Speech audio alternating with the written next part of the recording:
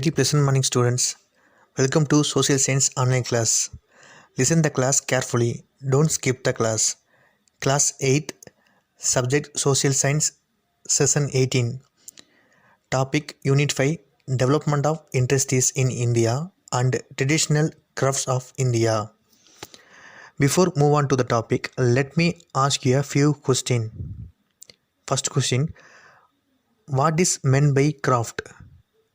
I repeat the question, what is meant by craft? Answer is skill in making things, especially with the hands. Second question, who visited India during the reign of Mughal Emperor Shah Jahan? I repeat the question, who visited India during the reign of Mughal Emperor Shah Jahan? Answer is Berner. Third question, list out the traditional Indian industries fields. I repeat the question, list out the traditional Indian industry fields.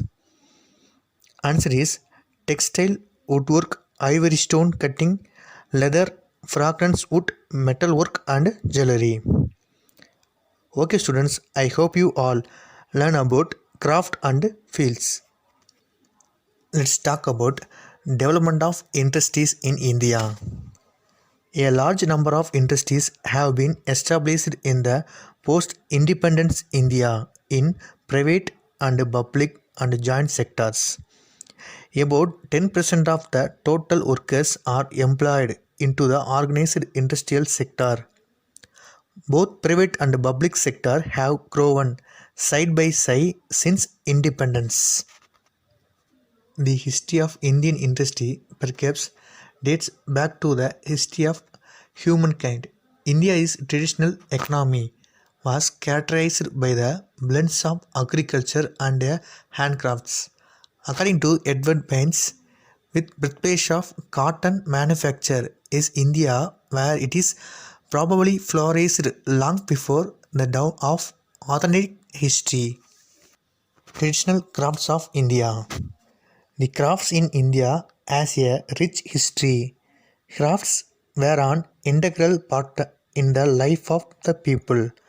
Before arrival of mechanized industries, the production of the Indian handcrafts was the second largest source of employment in the rural India next to agricultural. The traditional Indian industry was known as in the fields of the textile, woodwork, stone cutting and leather, fragrance and wood, metalworks and jewelry. The village artisans such as batters, weavers and smith produced articles and utensils for the domestic use. But some specialized goods produced for domestic and international markets. Some such as specialized goods produced were cotton, textiles and muslin, wool, silk and the metal articles. India was famous for its fine quality of cotton and silk cloth. There are references made in many schedule works to the profession of the weaver, the tailor and the dyer. Certain centers of the metal industries were quite well known. For example, Saurashtra was known for bell metal, Vanga for the industry and Dhaka was identified with a muslin cloth. The muslin of Dhaka. Mummies in Egyptian terms dating from 2000 BC were found here warped in Indian muslin of the finest quality. A 15 meter of this fabric would be squeezed into a matchbox. Students, now let's learn about decline of Indian industries. Losses of the royal patronage. The British conquered the transformed Indian economy into the colonial economy. As the British conquered the Indian territories one after the another, the native rulers, the noble and the landlords lost their power and prosperity. The demand for the fine articles to be displayed in turbars and the other ceremonial occasions disappeared. As a result, the craftsmen who were patronized by these rulers lost their importance and became poor. For generations, the craftsmen had been practicing the craft and they did not possess any other skills. So they had a work a labor in a fields to meet their daily needs. The change resulted in a increased pressure on agriculture and there was a large scale underemployment in agricultural. Transition from the producer to the exporter to raw material. Indian handcraft that had made the country famous collapsed under the colonial rule. This was mainly due to the competition posed by the machine-made goods that were imported from the Britain by the British rulers.